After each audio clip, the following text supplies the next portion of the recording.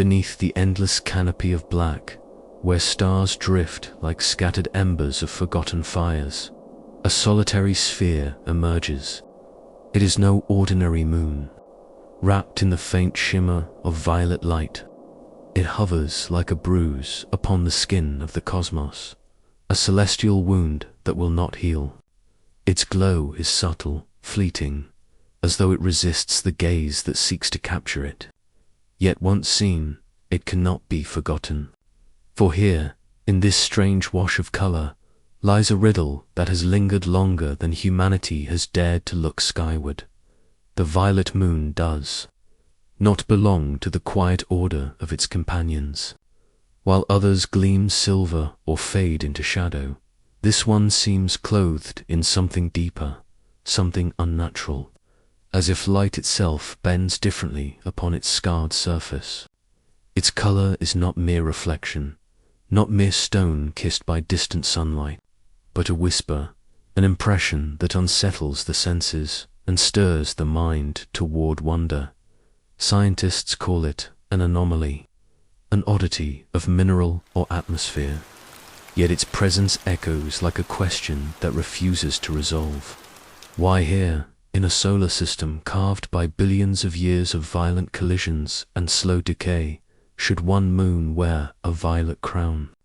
Could it be the residue of ancient chemistry, the trace of some hidden ocean, or the faint breath of processes we have yet to name? To linger upon its glow is to feel both awe and unease, as if this moon is not simply reflecting sunlight, but holding secrets, waiting for eyes keen enough to understand. Perhaps it conceals something older than the earth itself, a fragment of a forgotten story. Perhaps it bends the edges of planetary science toward truths still unspoken. In the earliest nights of telescopic wonder, when glass and brass first gave humanity new eyes upon the heavens, the skies revealed themselves in ways both expected and strange. Astronomers scanning the lunar surfaces of distant moons often reported fleeting hues, reds where none should exist, faint greens that vanished with a blink, and on rare occasions, subtle washes of violet. Most dismissed such sights as imperfections of the lens, the wavering breath of Earth's atmosphere, or the strain of eyes long fixed on distant light. Yet the records remained, hidden in the margins of logbooks and journals, small, hesitant notes that spoke of color where only shadow and stone were supposed to dwell. As instruments improved, so too did the scrutiny. By the 19th century, the new science of spectroscopy allowed starlight and moonlight to be broken apart into its elemental fingerprints. Through narrow slits and fragile prisms, light unraveled into bands and lines, each one a coded message from the cosmos. When directed towards certain moons, the spectra revealed more than expected. There were minerals that reflected sunlight strangely, scattering it toward the violet end of the spectrum, as if the surface were painted by compounds unseen on Earth. What had once been brushed away as illusion was now whispering through data with quiet persistence. Still, the challenge was immense. Observations made from Earth's surface were muddied by its own atmospheric veil, a restless ocean of moving air that bent and fractured light. Astronomers debated fiercely, was the violet shimmer real, a property of some alien soil, or merely a trick of distance and distortion?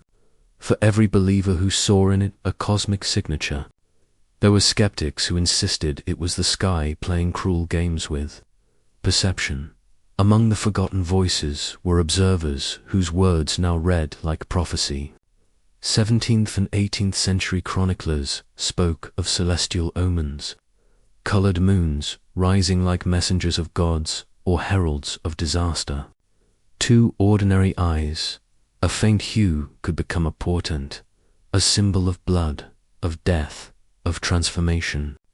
The violet moon, whether seen clearly or only imagined, carried a weight beyond science. It stirred the human soul to question its place beneath the firmament, and so, Across centuries, what began as myth and wonder slowly shifted. No longer was the violet shimmer merely an omen whispered through superstition. It became a puzzle framed in the language of measurement and experiment.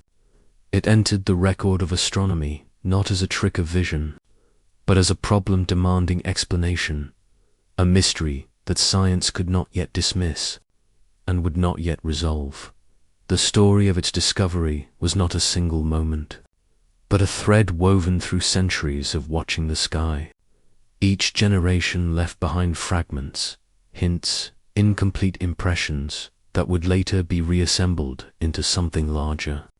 When Galileo first turned his crude telescope toward the moons of Jupiter, he recorded their motions but not their hues, limited by the narrow glass in his hand. Yet by the time of Cassini, Herschel, and the astronomers who followed, lenses grew clearer, and journals began to include fleeting mentions of shades that seemed to cling to the edges of certain satellites. Violet, pale, and ghostly, often appeared at the margins, recorded with hesitation, as though the writers themselves doubted what their eyes had betrayed to them. In the late 1800s, when spectroscopy began to transform astronomy into a science of chemistry, the whispers of color gained a sharper voice.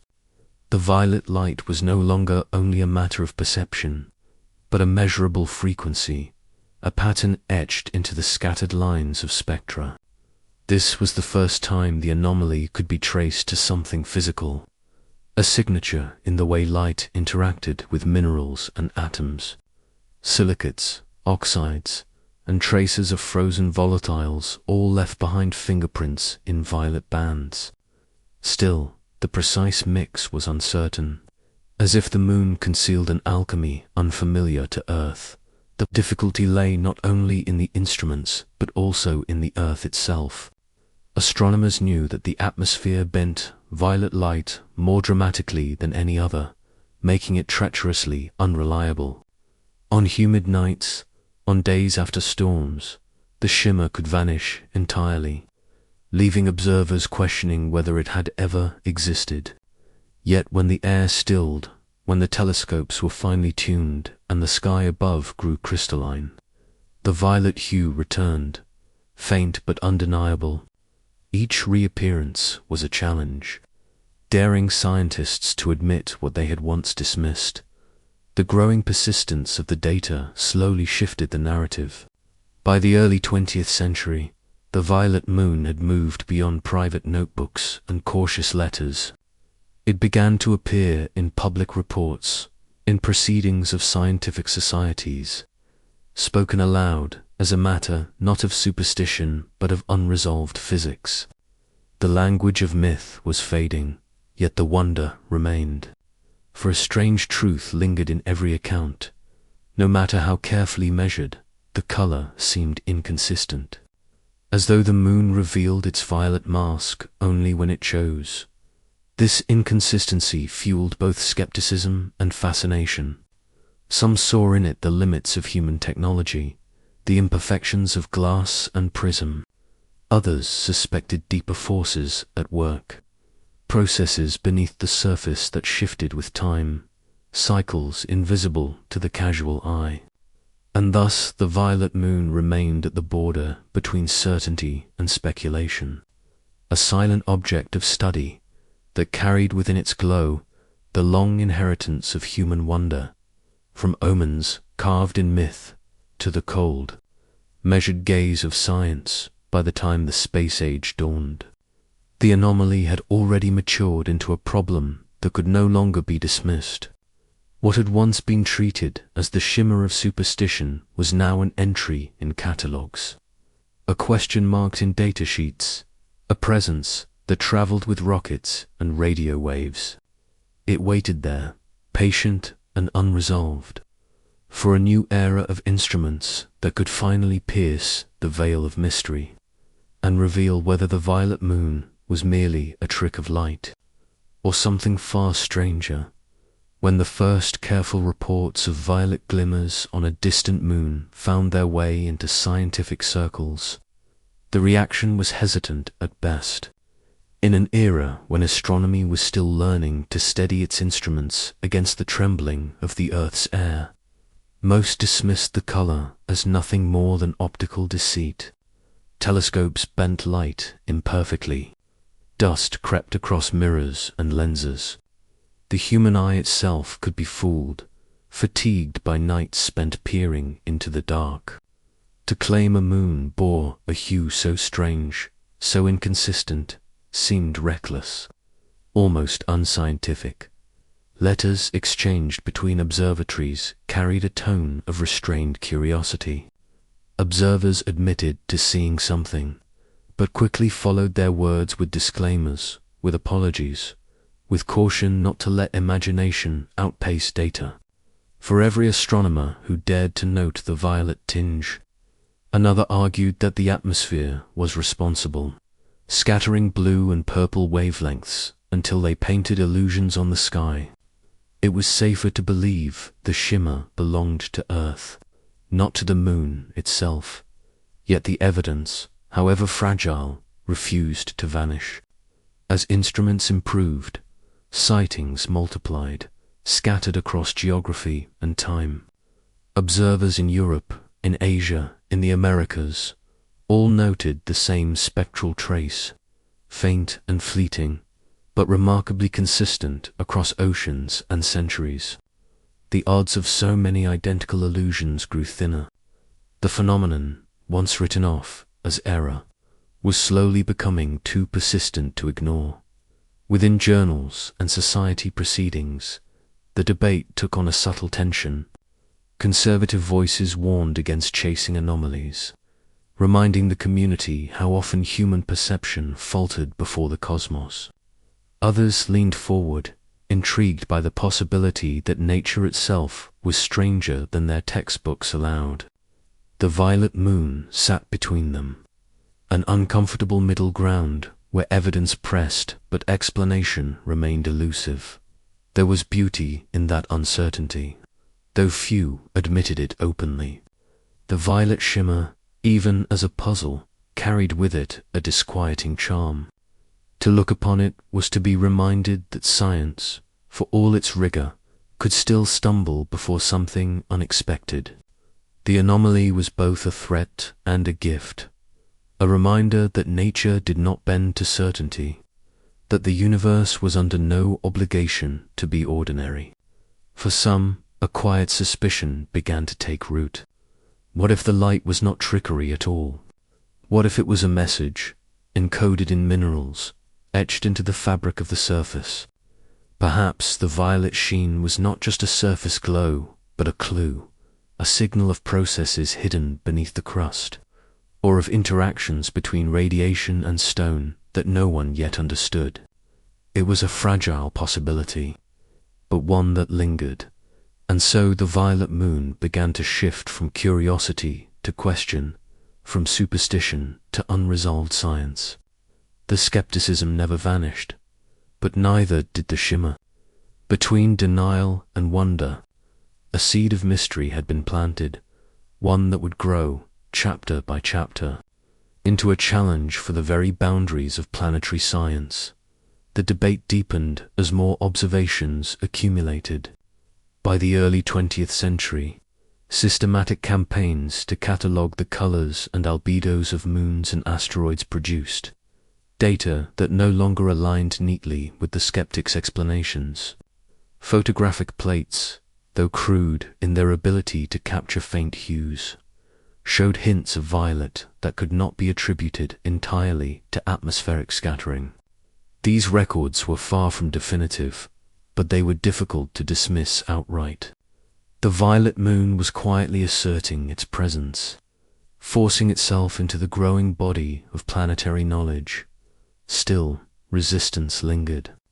Too many astronomers, extraordinary claims demanded extraordinary proof, and a faint wash of color was too fragile to bear the weight of theory. At a time when astrophysics was uncovering profound truths, relativity bending the very fabric of space and time, quantum mechanics rewriting the behavior of the smallest particles, It seemed almost indulgent to linger on a hue that might yet dissolve under scrutiny. The violet moon was an anomaly, yes, but anomalies were plentiful, and many vanished once better instruments arrived. Why should this one be different? And yet the allure remained. For every dismissive remark, there was a quiet fascination. Some researchers returned again and again to the moon's spectra, searching for irregularities that might reveal its secret. Others sought to replicate the strange signature in laboratory conditions, passing light through minerals, metals, and frozen gases, attempting to mimic what telescopes suggested. These efforts were rarely published widely, but they reveal the undercurrent of curiosity that the violet shimmer inspired. What unsettled many was not simply the color itself, but its defiance of categorization. Most moons in the solar system could be explained by well-understood geology: icy shells, rocky cores, volcanic scars. Their light obeyed expectation, reflecting in shades of gray, white, or the ochre tones of weathered stone. But violet suggested something else, a process or composition that resisted the ordinary. It hinted at complexity, perhaps even at change. The thought that a moon might conceal dynamics unseen on its surface challenged the neatness of planetary science. Thus, the violet moon stood at a crossroads between dismissal and discovery. It was not enough to be myth, nor yet strong enough to demand consensus. Instead, it became a quiet symbol of science's humility, a reminder that even with sharpened lenses and careful mathematics, the cosmos could still present phenomena that lingered just beyond explanation. The first reactions, whether skeptical or cautious, revealed more than the anomaly itself. They revealed the boundaries of human perception, and the difficulty of embracing beauty that refuses to fit within certainty in the halls of academia. The violet moon was spoken of with restraint, often as a footnote to larger discussions. But in the silence between arguments, a deeper truth resonated. Something unusual had been glimpsed, something persistent. The shimmer was no longer folklore, no longer mere optical trickery. It had entered the realm of science, fragile but undeniable, waiting for a future generation to carry the question forward. The 20th century brought with it a new arsenal of tools. Telescopes expanded in size and clarity, detectors became more sensitive, and the science of light grew ever more precise. What had once been the faint whisper of violet on the edge of perception could now be examined with sharper eyes. The rise of modern astronomy promised not just to refine the mystery, but perhaps to dissolve it altogether. Yet, as often happens when the cosmos is studied more closely, the questions did not fade. They grew deeper with the dawn of the space age. Humanity's gaze no longer remained bound to the Earth. Rockets lifted instruments above the atmosphere, freeing light from the distortions of air. Satellites and space telescopes carried detectors into orbits where the cosmos spoke more clearly. And soon, robotic probes were dispatched to the moons themselves, their lenses and spectrometers capturing worlds in detail never imagined by earlier generations. In this new flood of data, the violet moon stood out again, stubborn and unresolved. Higher-resolution images showed surface features that seemed ordinary in structure but strange in color. Shadows and mineral deposits hinted at compositions unfamiliar to geologists, at patterns of reflection that could not be explained by simple stone or ice. When Apollo missions returned lunar samples to Earth, they carried with them fragments of another mystery. Though the violet moon itself was never directly sampled, the chemistry of lunar rocks demonstrated that planetary surfaces can conceal complexities invisible to the naked eye. Traces of titanium, iron oxides, and glassy particles altered by ancient volcanic fire revealed how easily light could shift under unusual mineral conditions. These findings did not solve the riddle, but they provided a framework. If the Earth's moon could conceal such secrets, what might another, farther satellite be hiding beneath its violet sheen?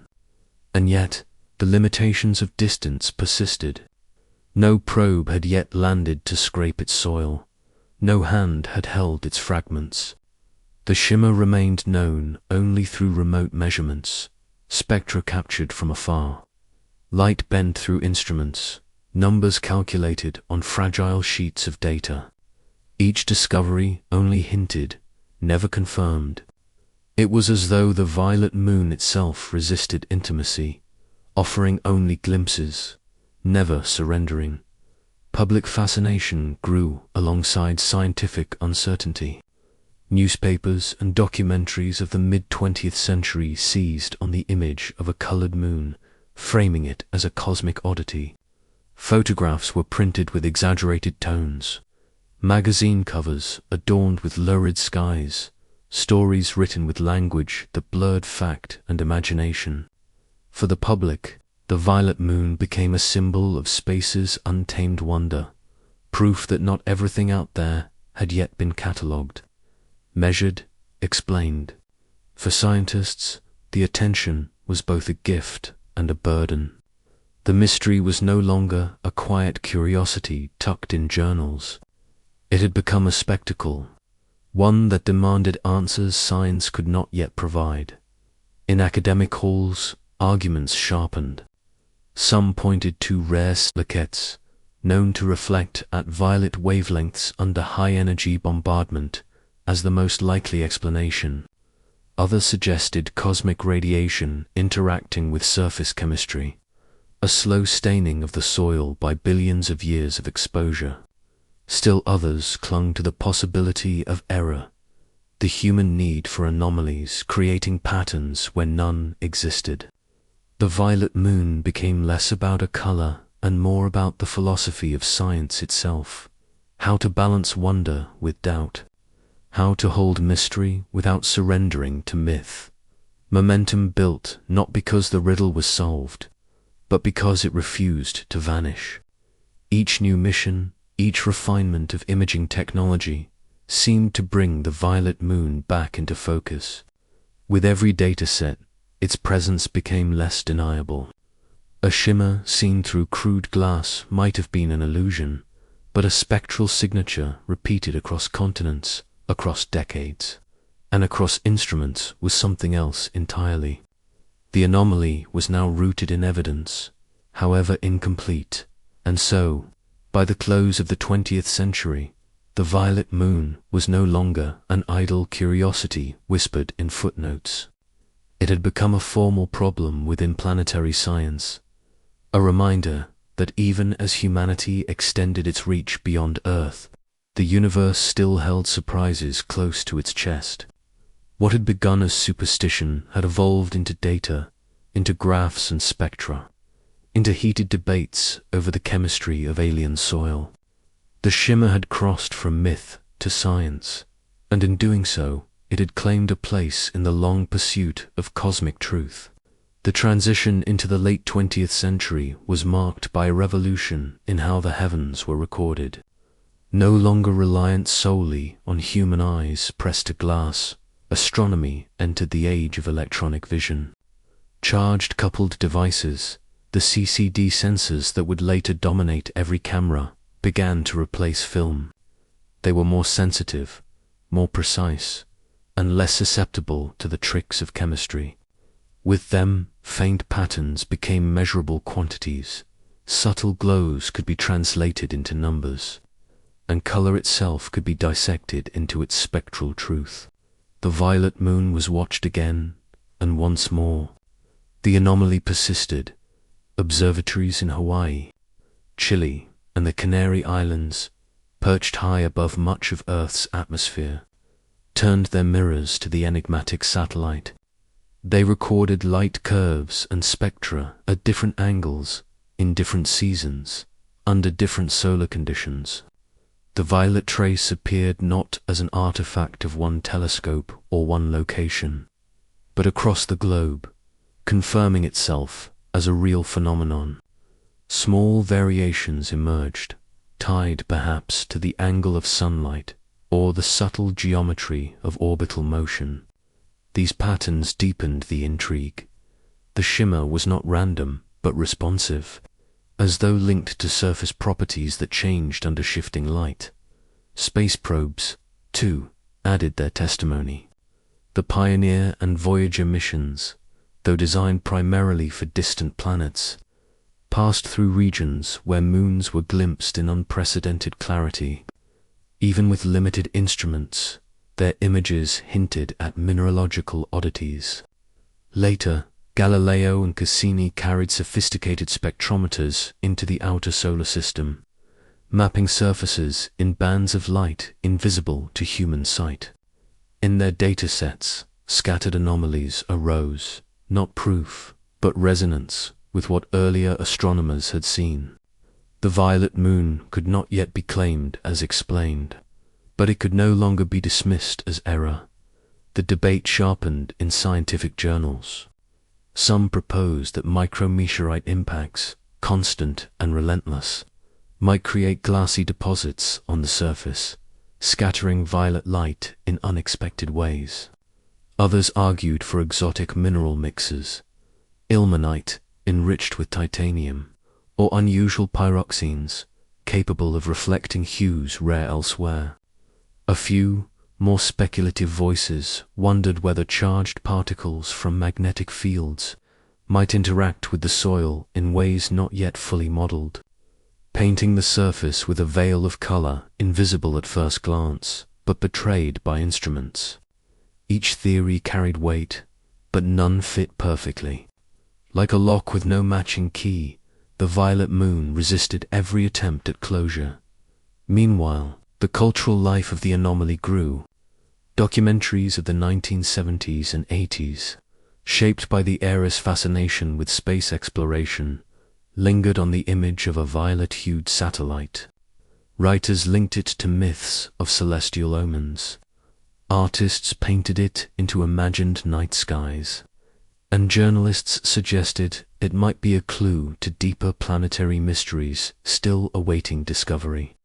The moon was transformed into a symbol of nature's beauty, of science's limits, of the haunting possibility that the universe kept secrets beyond reach.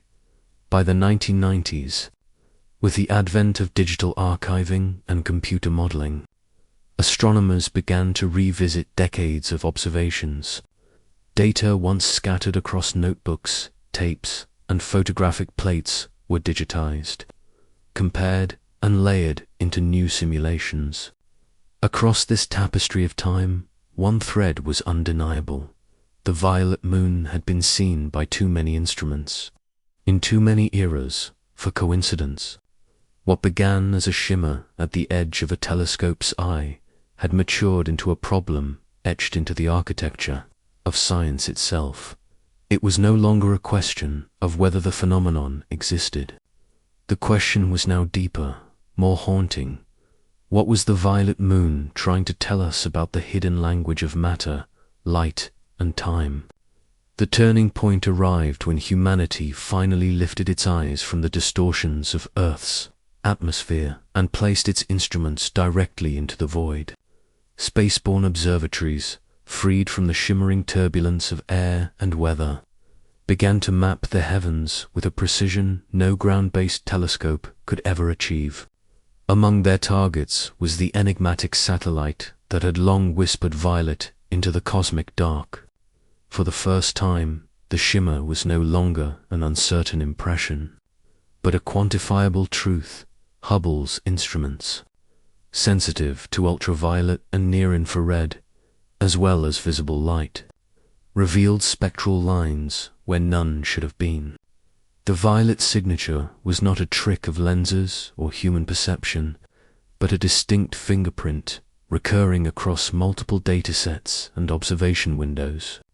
Each pass added confidence, each scan stripping away the excuses that had shielded skepticism. The moon was indeed clothed in a hue that defied the quiet greys expected of rocky worlds. Later, as the James Webb Space Telescope extended humanity's reach into longer, colder wavelengths, the mystery deepened. JWST's spectrographs did not simply confirm violet reflections. They uncovered chemical echoes that seemed out of place. Compounds whose scattering properties bent light in ways Earth's geology rarely permitted. Silicates laced with titanium, perhaps. Frozen volatiles compressed beneath ancient crusts.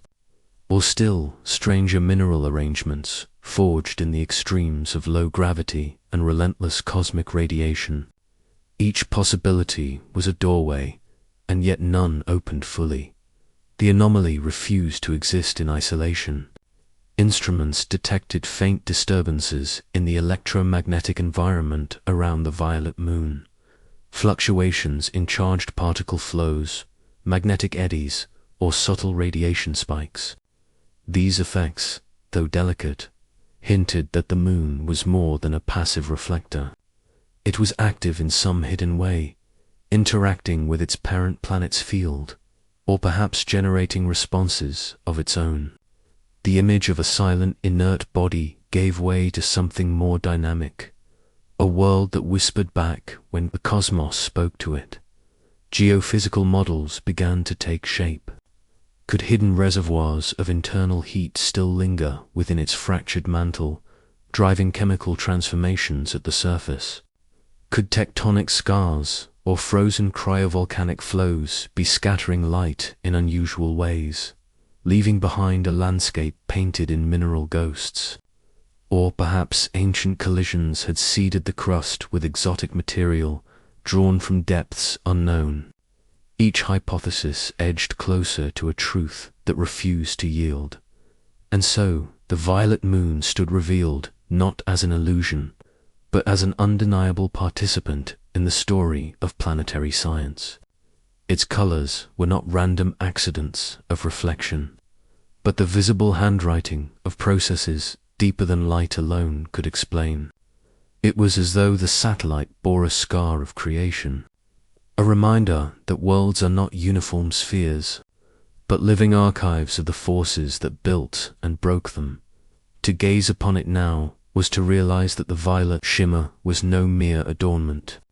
It was a message written in geology and physics, in magnetism and radiation, in the hidden dialogue between matter and starlight. A message that asked with quiet persistence whether this moon might be showing humanity a form of planetary behavior it had never before imagined. The universe does not reveal its secrets easily, but here, on the surface of a small and silent world, it had left a question painted in violet, a question that science could measure, but not yet answer. The puzzle gained momentum as technology sharpened its gaze even further. Spectral analysis moved from broad strokes to delicate refinements, separating not just bands of light, but subtle fluctuations within them.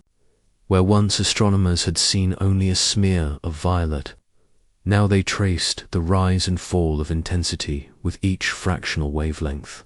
These graphs, jagged and irregular, spoke of complex surface interactions, as if the moon's crust was layered with materials stacked in strange, improbable arrangements. Some scientists compared the readings to the fingerprints of terrestrial gemstones, yet altered by pressures and conditions Earth had never known. Probes orbiting the parent planet added a new dimension to the mystery. Their instruments, sweeping across the moon's surface with radar and infrared mapping, revealed patterns that resisted simple geological explanations. Vast plains of fractured rock reflected radar pulses in ways that suggested glassy compositions, possibly born of ancient impacts hot enough to melt surface stone into shimmering sheets. In certain regions, thermal scans indicated pockets that retained heat far longer than expected.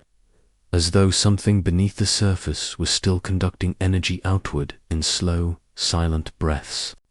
The violet shimmer appeared strongest in these very regions, aligning color with temperature, light with hidden warmth. The correlation unsettled researchers. Was the moon radiating more than reflected sunlight? Could some buried process, a lingering ember of internal heat, or trapped volatiles still seeping upward, be shaping its unique appearance? These questions stretched beyond simple mineralogy.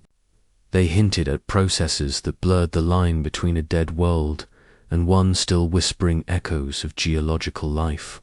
Public fascination surged once more. Articles appeared in leading journals, while documentaries spoke of the violet moon in hushed tones, as though describing a haunting presence rather than a celestial object. Yet alongside wonder came a subtle unease. If a small moon could conceal such unexpected complexity, what else might lie hidden among the countless other worlds scattered across the solar system? The scientific community pressed forward, knowing that color alone could not be the final answer. Plans began to emerge for missions dedicated specifically to this anomaly. Orbiters armed with higher resolution, landers capable of drilling into crustal layers, and instruments designed to sniff out volatile gases rising from fissures.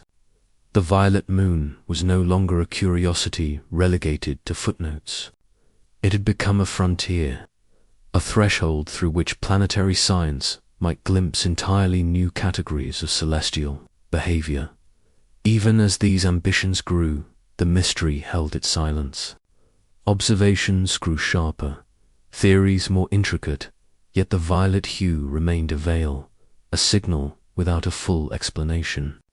It was as if the moon itself resisted full disclosure, offering just enough to prove its reality, but never enough to close the question.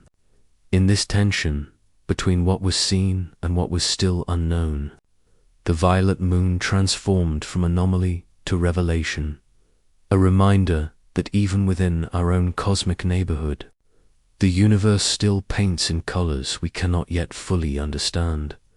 The first triumph of certainty did not last. What had seemed like a fixed and measurable truth soon began to twist in the hands of those who studied it. The violet shimmer, once captured with clarity by orbiters and telescopes, proved to be a restless signal. On some nights, spectral bands appeared sharp and strong, as if the moon itself blazed with hidden light. On others, they dimmed almost to invisibility, dissolving into the noise of data. The hue seemed to breathe, waxing and waning without rhythm, a presence that resisted being pinned down. For researchers, this variability cut deeper than a puzzle of color. It suggested that the effect might not be static mineral composition, but something dynamic, changing with conditions not yet understood. Was the violet born of surface frost, sublimating in sunlight, scattering beams like a shifting veil of crystal?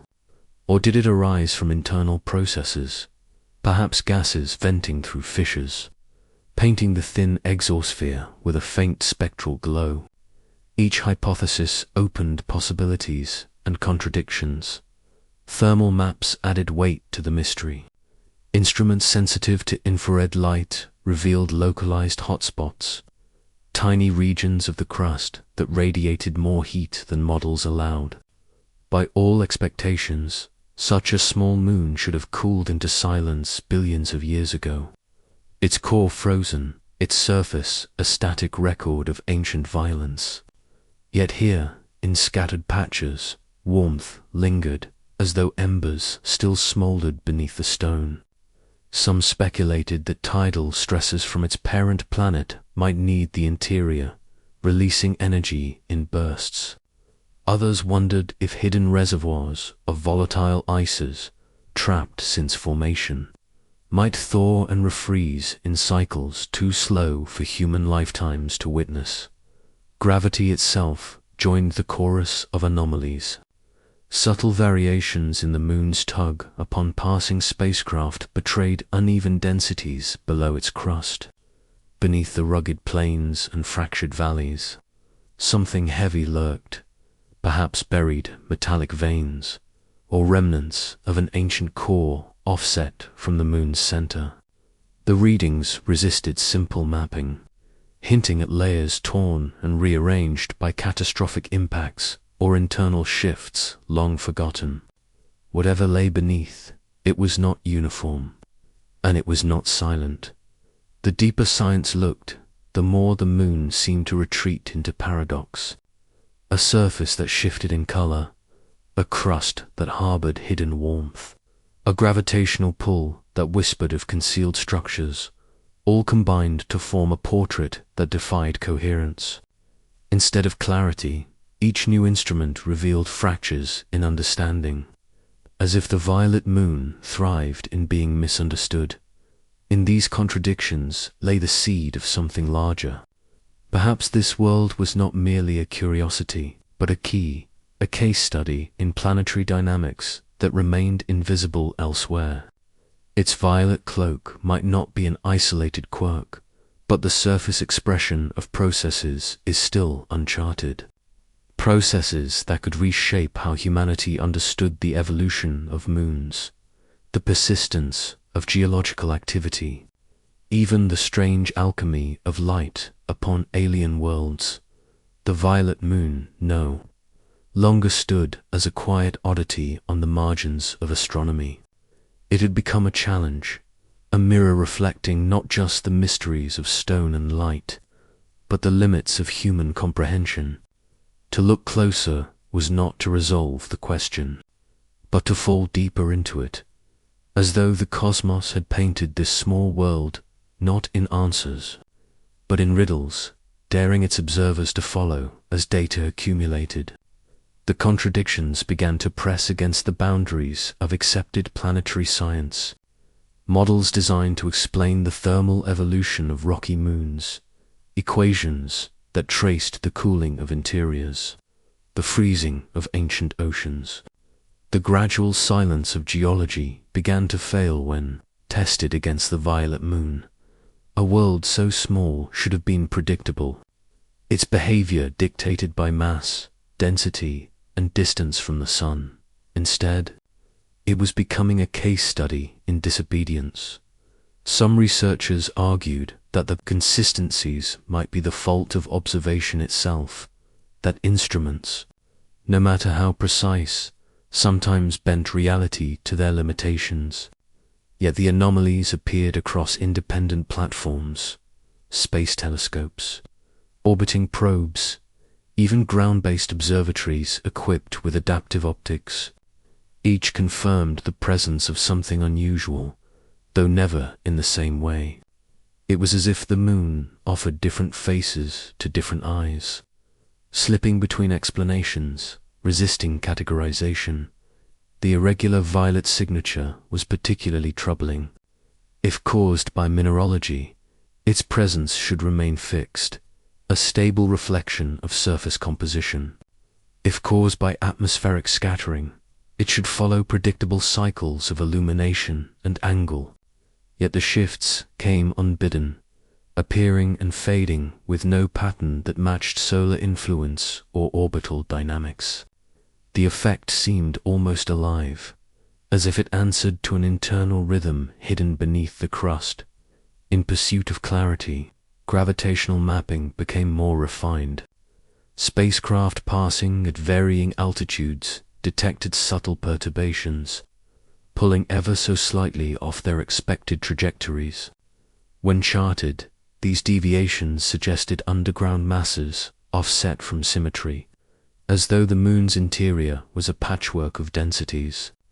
To some, it resembled the fractured remains of an ancient collision, a body broken and refreshed, its layers twisted out of alignment. To others, it whispered of reservoirs, voids, or even cavities where unseen processes might continue in secret. As the evidence mounted, the community began to fracture into schools of thought. The conservative voices clung to mineralogy and scattering, insisting that exotic silicates or frozen volatiles could account for all observations, if only their interactions were better understood. The more daring pointed to internal dynamics, to tidal heating or cryovolcanism, to processes that would make the violet moon less a relic and more a living world. And a quieter minority, standing on the edge of scientific speculation, suggested that the moon's anomalies might point to principles not yet recognized at all, interactions between magnetism, radiation, and matter that could rewrite assumptions about how small bodies evolve. Amid these debates, the violet moon took on a new role in human imagination.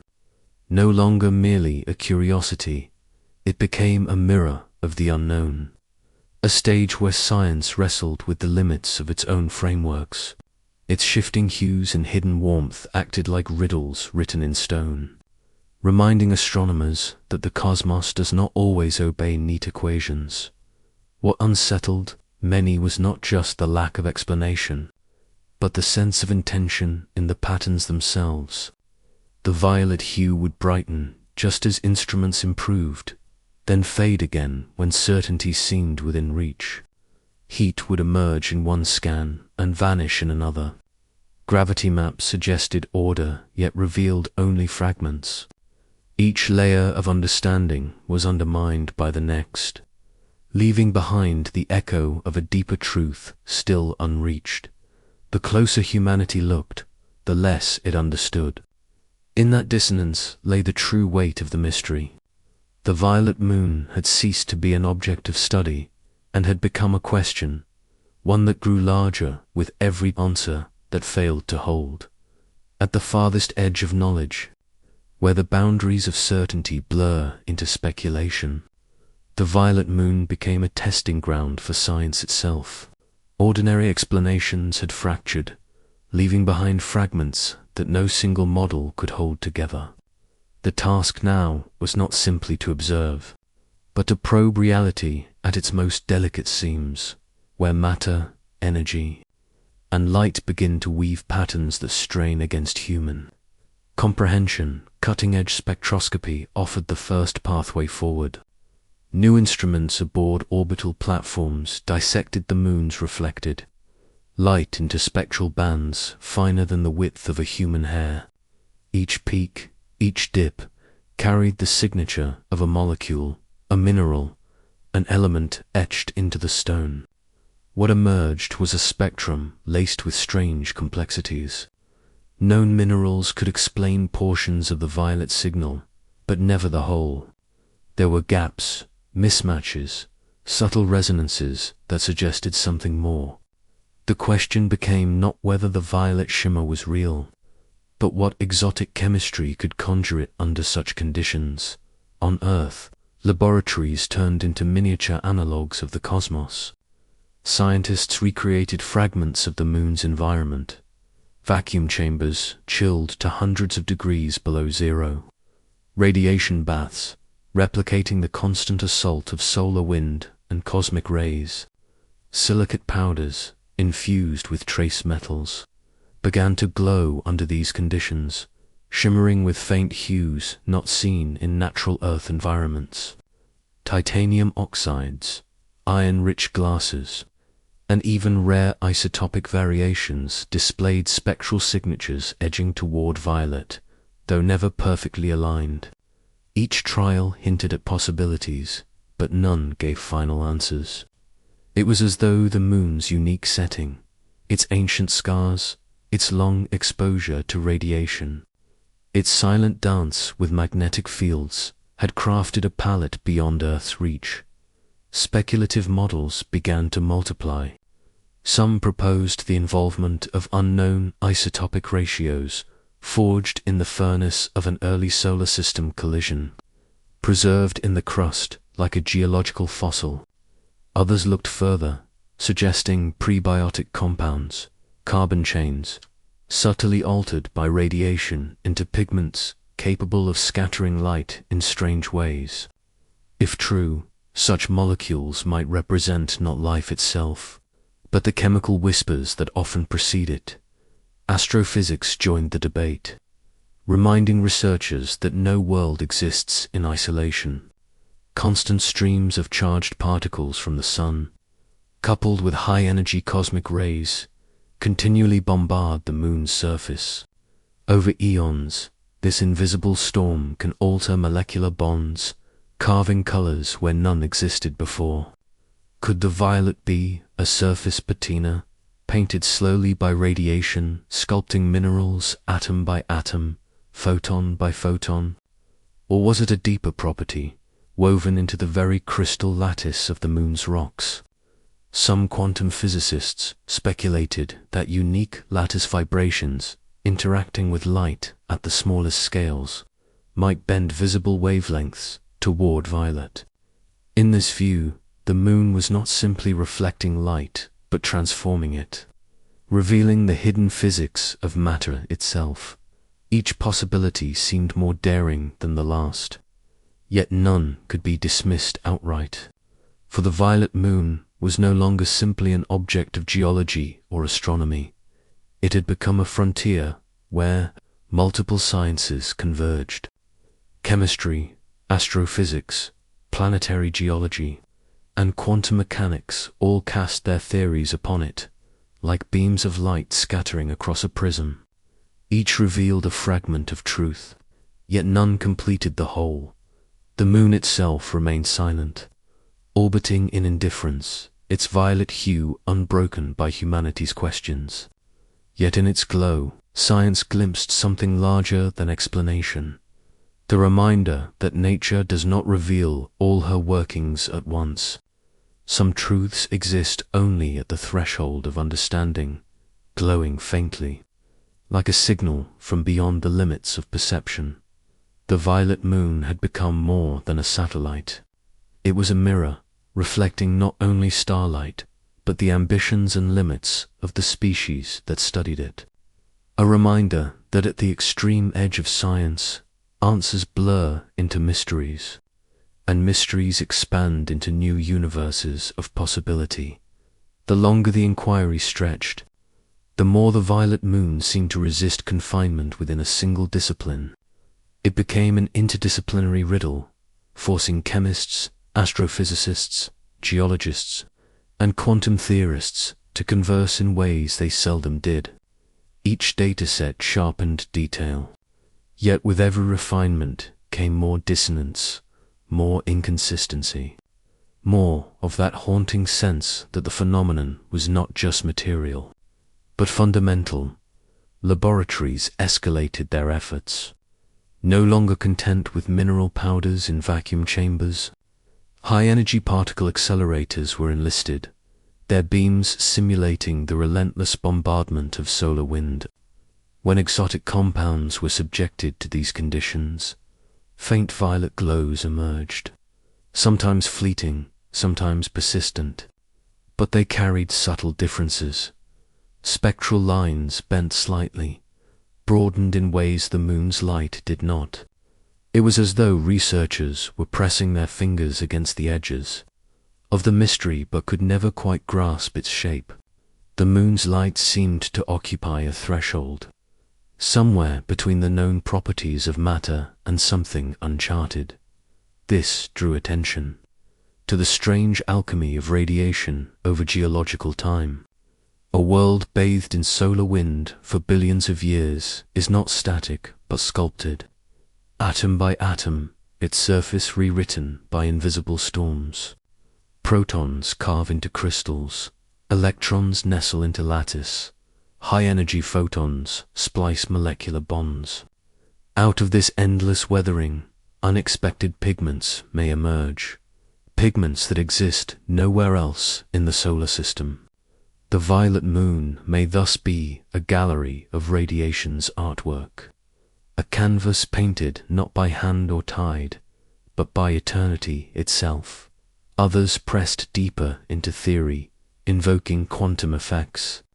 In certain crystals, light interacts with the vibrations of atoms, producing colors that have no direct chemical origin, phenomena known as color centers.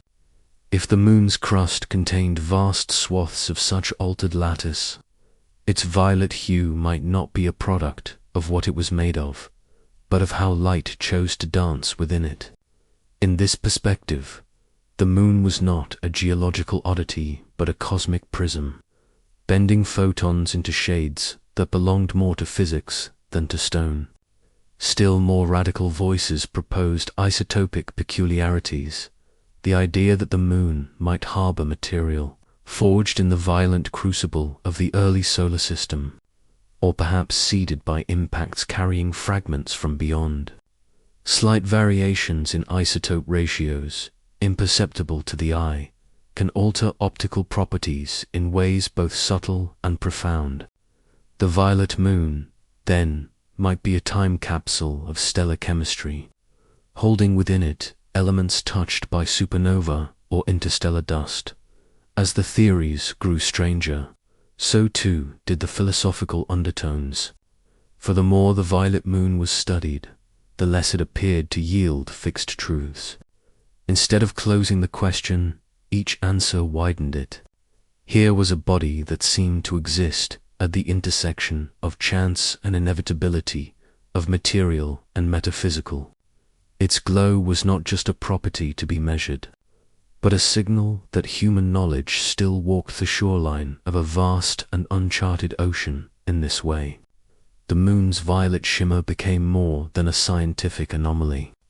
It became a metaphor, a reminder that even in an age of orbiters and space telescopes, the universe still holds colors we cannot fully name.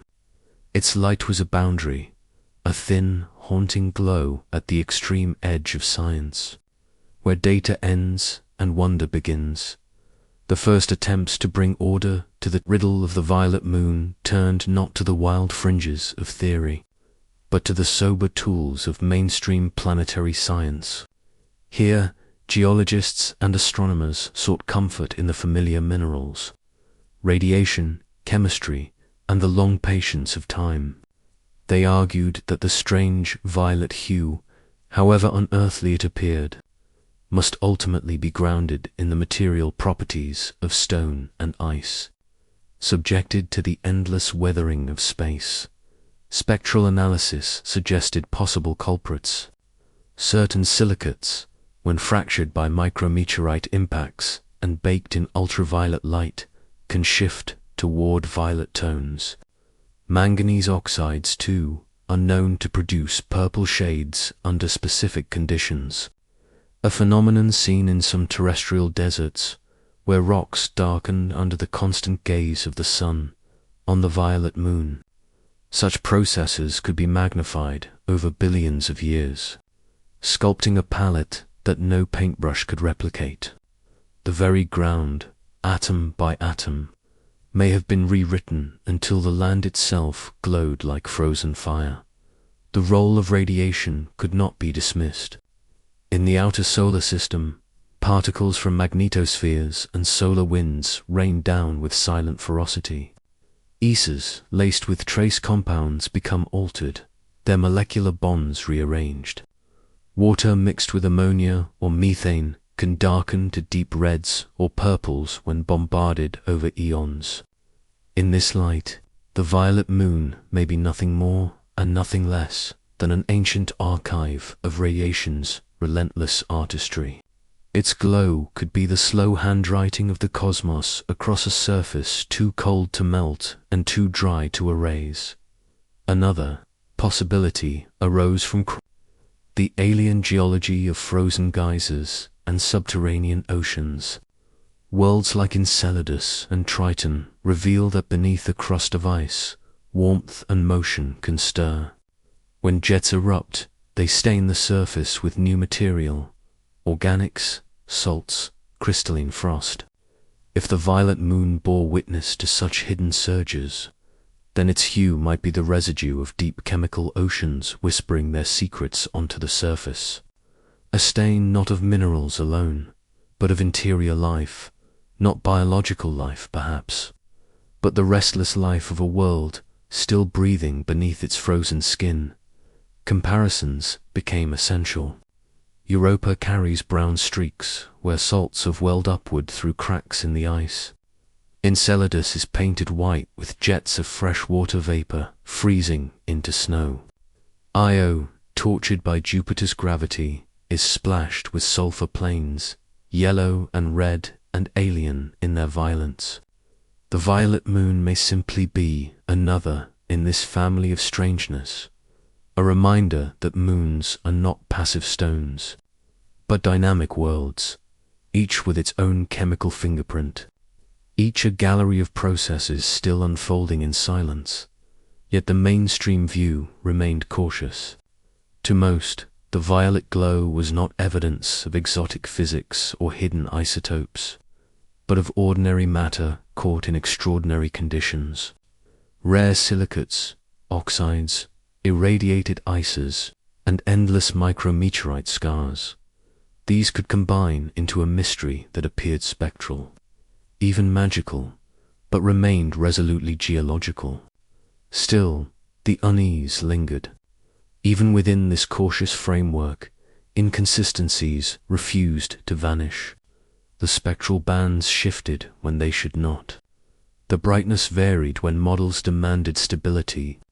The moon continued to glow not only as a mineralogical curiosity, but as a reminder that the simplest explanations, though reassuring, were not yet complete. The violet moon, in the mainstream narrative, was painted by chemistry, carved by physics, and aged by time. But its canvas remained unfinished, its edges blurred. In the end, even the most grounded theories admitted what they sought to deny, that this enigma could not yet be closed, that beneath its violet skin the moon held more than the eye could name.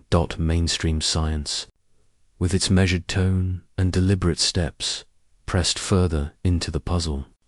Unwilling to yield the field to speculation, teams revisited the mineralogical hypothesis with refined datasets, comparing the violet moon's spectral fingerprints against vast libraries of terrestrial rock samples. Laboratory furnaces reproduced silicate crystals, cooled them in controlled vacuums, and bombarded them with ultraviolet light. Many trials produced muted colors, ochres, reds, faint blues, but almost none recreated the exact violet shades recorded from orbit. The closest matches came from rare manganese oxides subjected to prolonged irradiation, a hint that nature might indeed hold such a pigment in her repertoire. Though the precision of the comparison remained elusive, attention then turned to the slow violence of micrometeorite bombardment. For billions of years, space has peppered airless worlds with dust-sized bullets, each impact vaporizing a microscopic patch of surface material. This process, known as space weathering, alters not only reflectivity but also chemistry.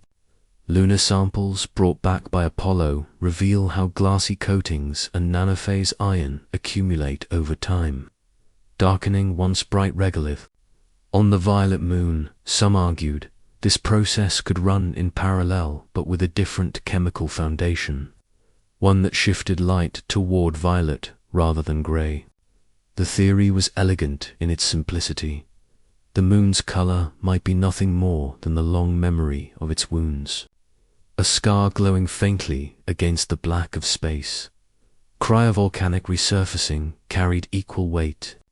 Models of thermal dynamics showed that even distant moons can retain internal warmth through tidal heating. Subsurface oceans, if they exist, could vent sporadically through fractures, releasing geysers of briny liquid that freeze into colored deposits. In support of this, faint anomalies in infrared data suggested patches warmer than their surroundings, as though the crust concealed restless activity. If these geysers carried salts rich in exotic compounds, then the violet sheen might be a chemical fingerprint of deep interior oceans, exposed briefly to starlight before freezing into permanence. The idea placed the violet moon in quiet kinship with Europa and Enceladus, each harboring secrets of internal movement, each painting its surface with evidence of hidden seas. Radiation, too, refused to be ruled out. Beyond the protective embrace of atmospheres, the solar wind is not gentle but sculpting.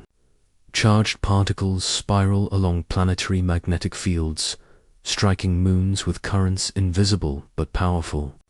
On Europa, this bombardment drives chemistry that may create peroxide compounds. On Titan, ultraviolet light alters methane into complex organics, casting its sky in a perpetual orange haze. Could the violet moon be the stage of a similar alchemy, where radiation threads new bonds in ice, turning pale surfaces into stained canvases of violet? If so, the hue is not static but alive, continuously woven by the invisible loom of space weather. Comparative planetary science brought a measure of humility. No two moons are alike, and the solar system has proven itself an artist without repetition. Io's sulfur plains, Europa's fractured scars, Ganymede's auroras, Titan's hydrocarbon lakes, each world carries the signature of forces both familiar and strange. Against this gallery, the violet moon stands as a singular portrait.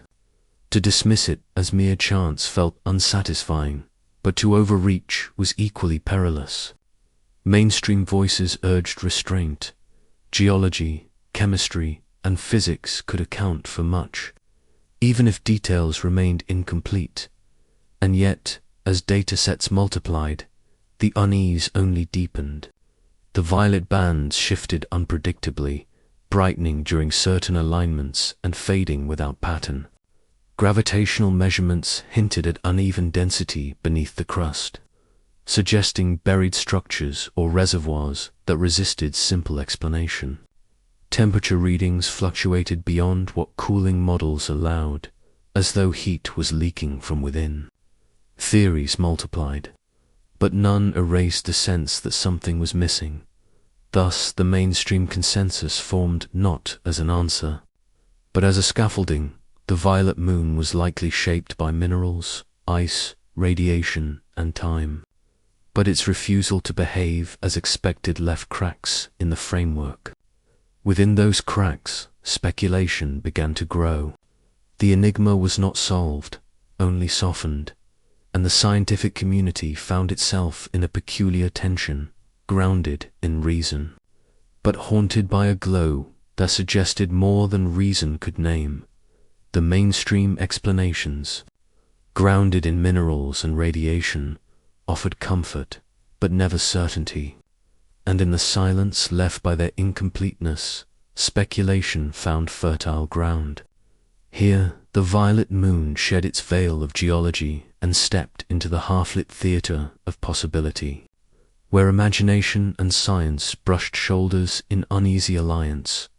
Some looked first to chemistry, but not of the ordinary kind. Exotic compounds, it was argued, might exist in conditions untested by laboratories on Earth. The cosmos has already surprised humanity with materials forged under alien pressures, metallic hydrogen, superconducting ices, salts arranged in crystal lattice that behave in ways no Earth rock ever could. What if, on this forgotten moon, surface minerals were locked in combinations never seen in terrestrial geology, elements compressed, irradiated, and altered until they produced spectral fingerprints shifted into violet?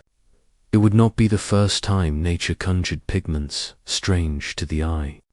The question was whether these pigments belonged to the familiar periodic table, or hinted at isotopes and molecules born under conditions Earth could barely imagine. From there, speculation deepened into the chemistry of life itself. Prebiotic compounds, those restless molecules that straddle the line between inert matter and biology, have already been detected in comets and interstellar clouds. Amino acids, nitriles, complex hydrocarbons, they linger in the dark, awaiting catalysts of heat, water, and time. Could the violet sheen be the stain of such chemistry at work? A planetary surface where radiation and ice conspired to produce something more than rock, but less than life.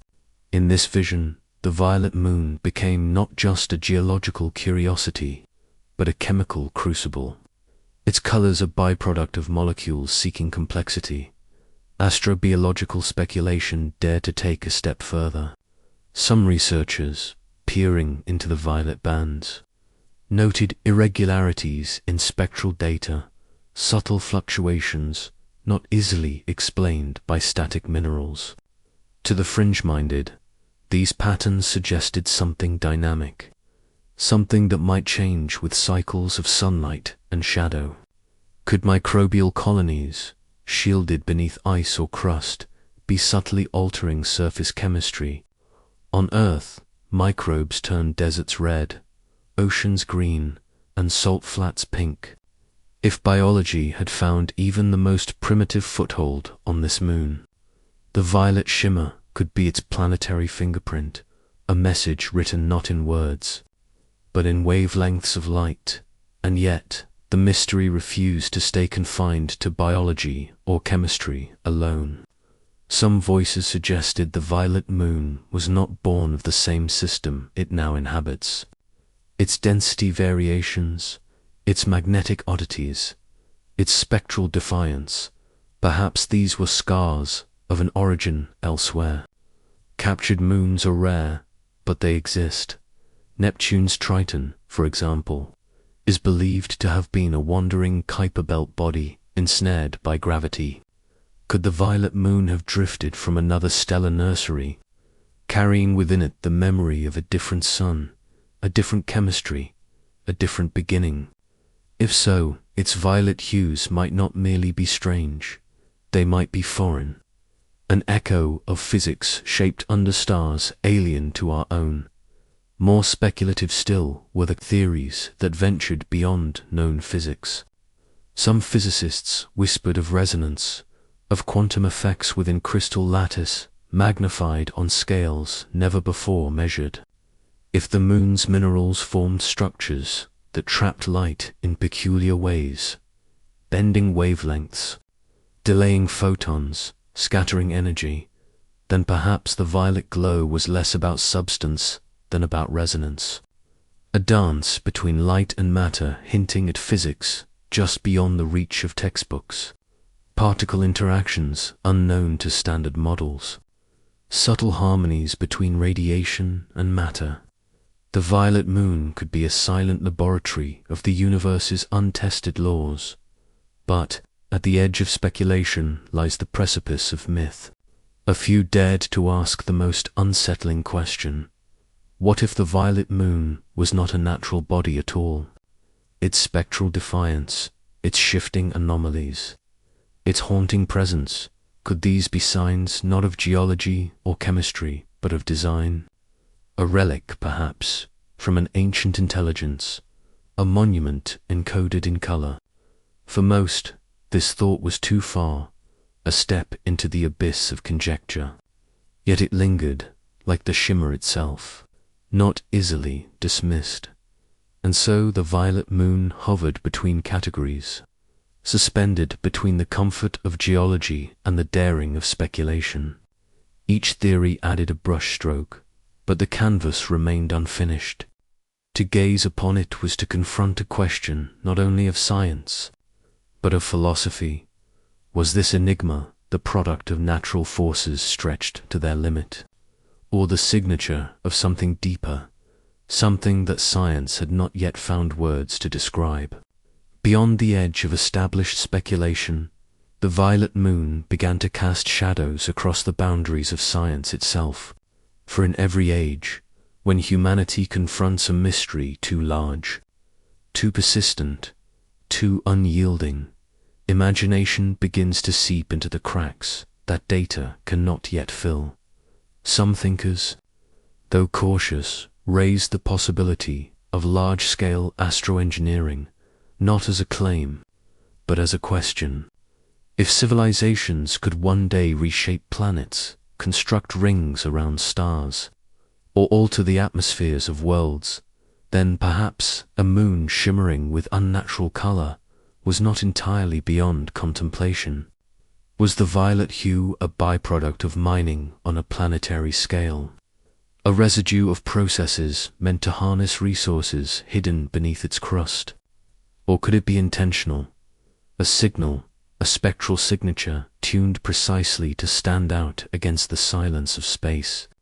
If so, then it was not geology at all, but communication written in reflected light. Others ventured into the strange mathematics of information itself. In a universe governed by probabilities and wave functions, could the violet glow be more than matter and radiation? Could it be a manifestation of encoded structure? Some theorists have speculated that space-time itself may be woven with quantum codes, subtle hints of order that ripple into the observable world. If this were true, the violet moon might not be an anomaly of rock or ice, but a point where the simulation-like fabric of reality expressed itself through a visible error, a cosmic glitch shimmering in ultraviolet and violet, daring observers to notice. Astrophysical dreamers went further still. They suggested the violet moon could be an interstellar archive, not alive in the biological sense, but alive in the informational one. Its surface, altered deliberately or incidentally, might store patterns in mineral lattice, like grooves on a cosmic record. In this view, its hues were not simply chemical signatures, but a code waiting to be deciphered, a memory of conditions older than Earth, perhaps older than the solar system itself. And then there were the whispers about time. Could the anomalies in reflectance, the shifting intensities of violet, be tied not to chemistry but to temporal flux? If gravity and time are interwoven, then a body with unusual density variations might warp local space-time just enough to alter how light emerges from its surface. What if the violet moon glowed differently, not because of what it is, but because of when it is, a fragment of matter caught at the intersection of multiple histories, flickering between realities that overlap only in the thin veil of reflected color? Such ideas were met with resistance, dismissed by many as poetry draped in the costume of physics. Yet they persisted, for the violet moon itself persisted, indifferent to skepticism, radiant in defiance of easy answers.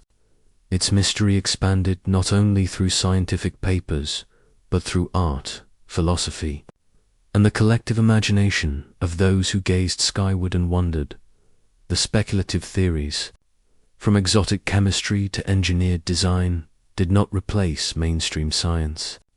They coexisted in a restless orbit, like moons circling a greater planet of truth not yet revealed. And perhaps this was their role, to remind humanity that the cosmos is larger than certainty. That discovery lives as much in the questions we dare to ask as in the answers we manage to obtain. The violet moon, in this light, was not only an object of study, but a mirror of the human condition, a surface upon which science, myth, and imagination all left their reflections, layered one upon the other, glowing in hues no single explanation could contain. Today, the violet moon sits under the gaze of a world far better equipped to study it than those who first recorded its ghostly hues. Humanity has built telescopes that pierce through atmospheric distortions, satellites that circle in orbits high above Earth's interference, and instruments so precise they can dissect the faintest glimmers of reflected starlight into elemental codes. And yet, despite all this, the mystery holds. The James Webb Space Telescope, with its deep infrared vision, has already turned its segmented mirrors toward distant moons, examining their thermal signatures, probing for traces of exotic molecules. Its data hint at chemical irregularities on surfaces once thought inert, mapping patches of terrain that gleam with peculiar radiance. In tandem, ground-based giants like the European extremely large telescope, still rising from the deserts of Chile, promise to refine the view further, resolving detail across spectra, as if drawing a fingerprint of alien soil from across millions of kilometers. Each new observation, each refinement of light, narrows the field of possibilities, and yet none erases the violet shimmer. It endures, a stubborn echo against the hum of advancing knowledge. Meanwhile, computational models take on the role of time machines.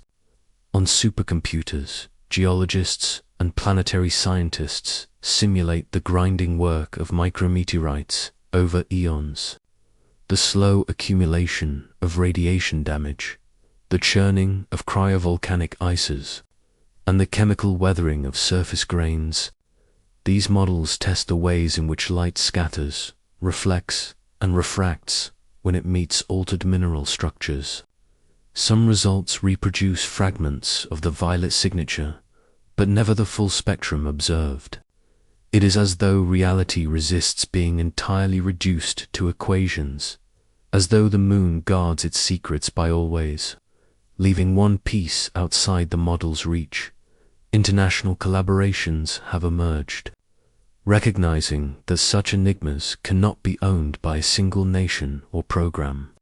NASA's data mingle with those of ESA, JAXA, and private observatories. RADIO measurements are compared with visible spectra, thermal maps with gravitational surveys. Together they form a mosaic of understanding, each tile representing a fragment of truth. Yet even in this collective effort, disagreements linger. Some datasets suggest the violet is growing brighter over time, others that it is fading, still others that it is a transient illusion of angle and shadow. Consensus remains elusive, and always there is the challenge of distance. Telescopes, no matter how vast, are eyes that cannot touch. They can observe, measure, infer, but they cannot scoop the soil, cannot grind it to dust in laboratory spectrometers, cannot reveal what lies beneath the first brittle layer of surface frost. Until a dedicated lander arrives, until instruments are pressed directly into alien ground, science will remain trapped at arm's length, peering through glass at a world that refuses intimacy. Missions have been proposed, their blueprints folded into the vaults of space agencies, waiting for funding, waiting for priority against other celestial quests. But as of now, the violet moon remains unvisited, untouched, unresolved, and so the unspoken truth lingers, heavy but undeniable, even with all the brilliance of human ingenuity. Even with the most advanced tools ever crafted, we remain blind. Blind not in ignorance, but in limitation. The violet moon sits on the edge of knowledge like a horizon forever receding, a reminder that the universe does not yield its mysteries easily. It watches silently as humanity strains to see, its strange hue whispering from the dark. The answers are here, but not yet yours. Plans for the future take shape in whispers of engineering and ambition, the careful drafting of missions that might one day place human-made instruments on the violet moon's enigmatic soil. Space agencies weigh cost against curiosity, risk against revelation, knowing that such a journey demands decades of commitment and technology not yet fully realized. Still, the proposals persist. Some envision orbiters designed to circle the moon for years, scanning its surface with hyperspectral cameras, able to peel light into thousands of precise shades. Others dream of landers, robotic emissaries that could drill into sampling layers untouched for billions of years, bringing forth the true mineral tapestry from which the violet shimmer is born. There is precedent for such ambition. ESA's JUICE mission, bound for Jupiter's icy worlds, and NASA's Europa Clipper both embody the same pursuit. to pierce the veil of distance and see alien terrains not as abstractions, but as places with texture, chemistry, and history. Though neither is aimed at the violet moon itself, their instrumentation, advanced spectrometers, ice-penetrating radars, sensitive magnetometers are prototypes of what might one day be dispatched to this stranger, more haunting target. These missions remind us that patience in science is measured not in months or years, but in generations. In parallel, scientists refine their methods on Earth.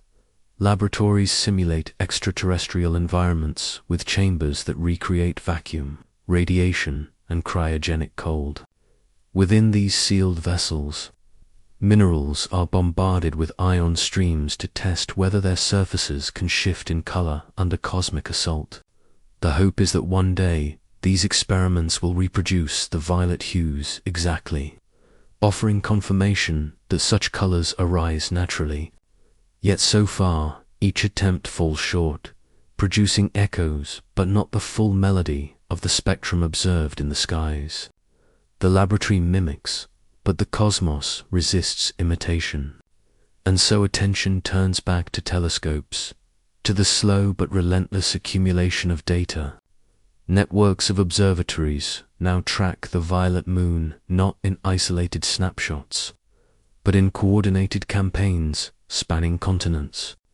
Instruments in Hawaii, Chile, Spain, and orbiting above Earth synchronize their gaze, ensuring that what is seen is not illusion, but reality witnessed through multiple eyes. Each observation refines the puzzle, carving away at error, leaving only the enigma itself in sharper relief. Even so, uncertainty persists. The light remains ambiguous, the spectral fingerprints inconsistent, the interpretations fractured between camps of cautious realists and daring visionaries. Some scientists confess, quietly, that the moon resists categorization in ways they cannot yet articulate. Others argue that only with direct exploration will certainty be achieved. All agree on one point: distance is both the barrier and the invitation. In this sense, the violet moon has become more than an object of research.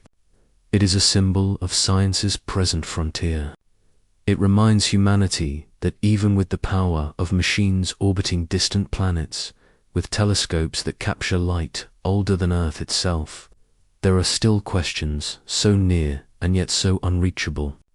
The violet shimmer is a wound in knowledge, a scar across certainty, a constant reminder that mystery thrives not only in the farthest galaxies, but within our own celestial neighborhood, until the day a probe descends, until its instruments taste the soil and feel the hidden density beneath.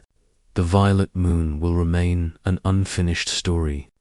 Science will continue its patient pursuit, collecting fragments of truth, building models, refining theories. But beneath all this progress, one truth glows as stubbornly as the moon itself. The answers remain out of reach, waiting in silence for the moment humanity dares to land upon mystery itself. Beneath every civilization's sky, color has carried meaning. Ancient seers once traced crimson eclipses as harbingers of fate, while golden dawns were hymns to rebirth. Humanity has always looked upward and found stories written in light. In that long tradition, the violet moon would have been no different, a spectral enigma painted across the heavens, impossible to ignore, impossible not to interpret. Its hue would have been taken as a sign, a prophecy, a riddle gifted from beyond. But in the modern age, under the lenses of telescopes and the equations of physics, it resists those same instincts. For every explanation built upon minerals, chemistry, and cosmic weathering, something in the violet glow still feels untamed, still reminds us of the limits of comprehension. It becomes more than geology. It becomes philosophy. For what does it mean that even with instruments capable of dissecting starlight, even with computers simulating billions of years and seconds, one quiet moon can hold its secret intact? It speaks to a deeper truth, that knowledge is not conquest, but a relationship.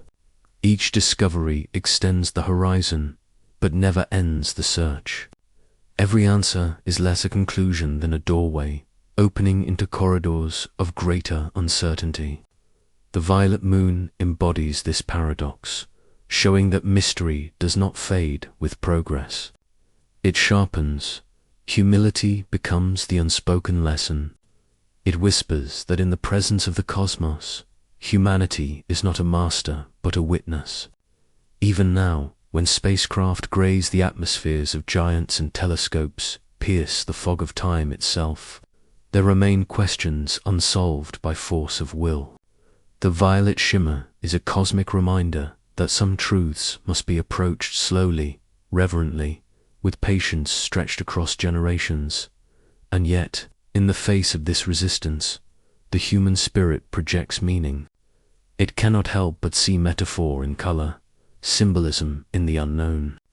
To some, the violet moon becomes an emblem of possibility, that life, in some improbable chemistry, might take forms still unimagined.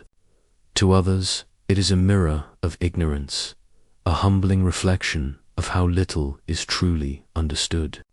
It is both a stage for imagination and a lesson in restraint. As the camera of thought pulls back, the violet moon glows faintly in the endless dark, its violet hues trembling like a lantern behind fog.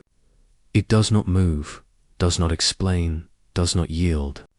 It waits, as it has for eons, while minds below attempt to define it.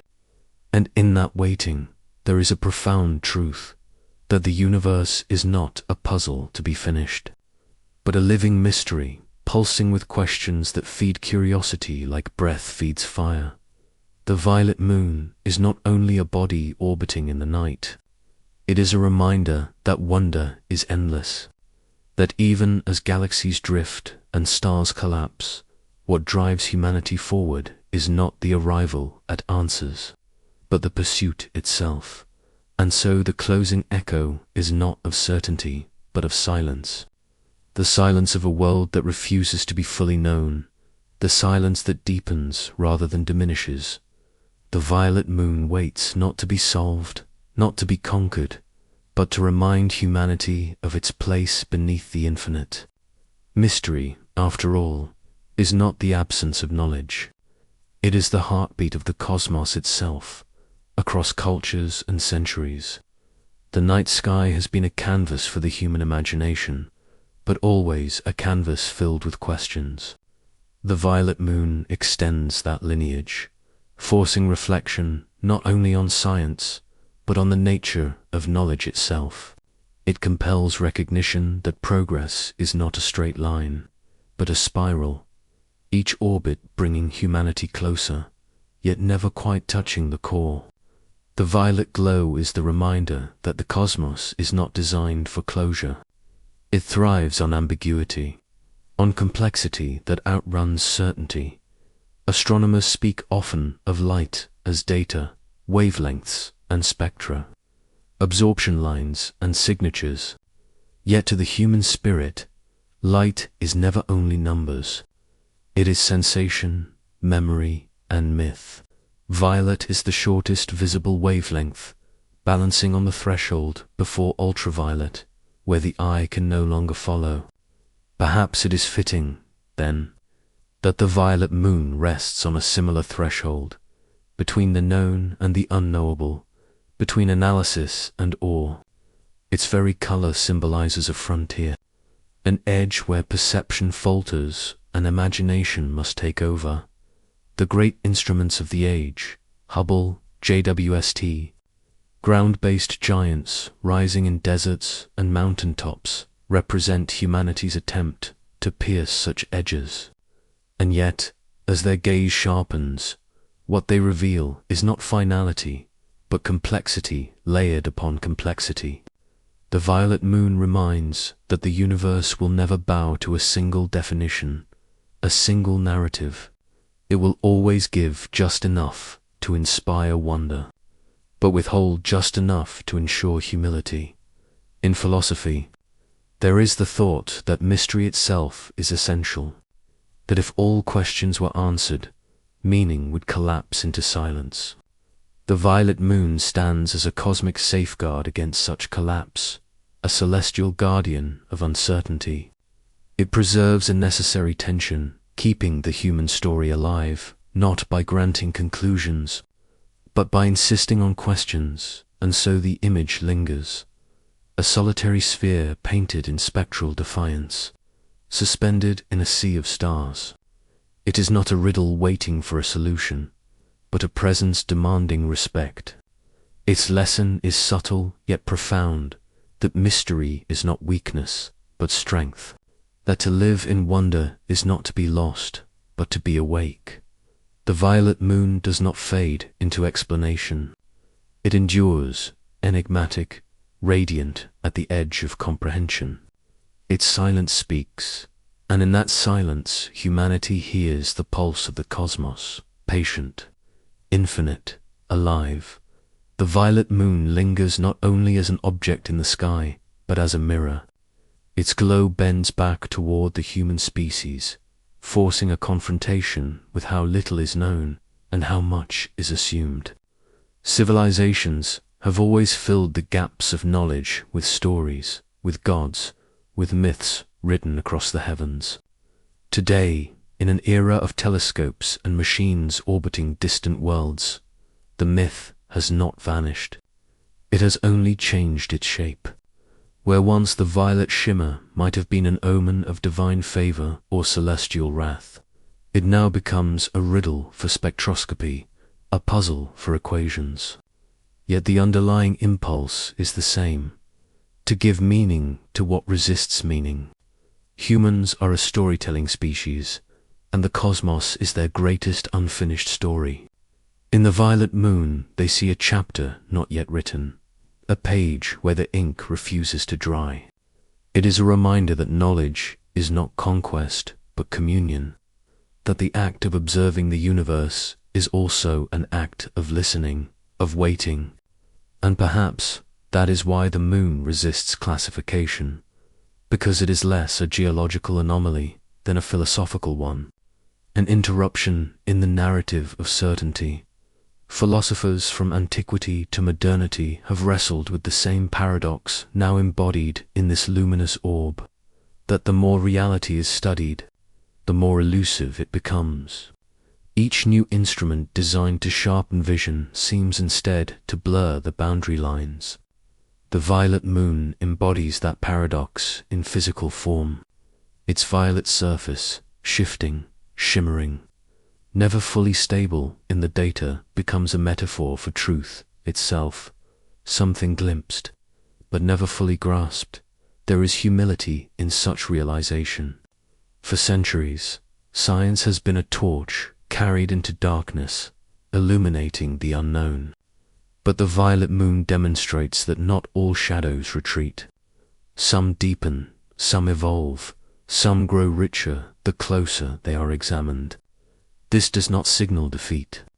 It signals maturity, an understanding that the universe does not exist to be simplified for human comfort. Its mystery is not an obstacle, but the essence of its being. When astronauts of the Apollo era first looked back at Earth, they reported a cognitive shift now called the overview effect. In seeing their home from the silence of space, they felt awe, fragility, and unity. The violet moon evokes something similar, but inverted. Instead of revealing Earth's wholeness, it reveals the cosmos's opacity. It whispers that there will always be more than what is visible, more than what is measured. That existence is layered like the rocks beneath its crust, strata of meaning, hidden depths of process, invisible currents shaping the visible skin. The color violet itself has long carried symbolic weight. In human culture, it has been the pigment of mystery, the dye of royalty, the hue of thresholds. In physics, it stands at the edge of perception, beyond which lies ultraviolet, a world invisible to the naked eye. To encounter a violet moon, then, is to encounter a world perched at a boundary, the line between what the senses can hold and what lies beyond their reach. It is as if the cosmos has painted a reminder into its architecture, telling its watchers that vision has limits, that certainty is always provisional. The human spirit, however, is restless. The violet moon, by withholding its truth, provokes imagination.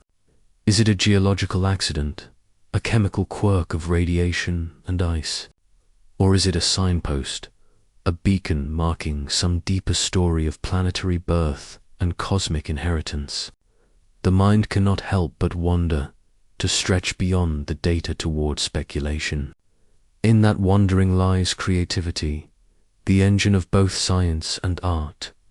For all discoveries begin as acts of imagination, as questions daring to be asked.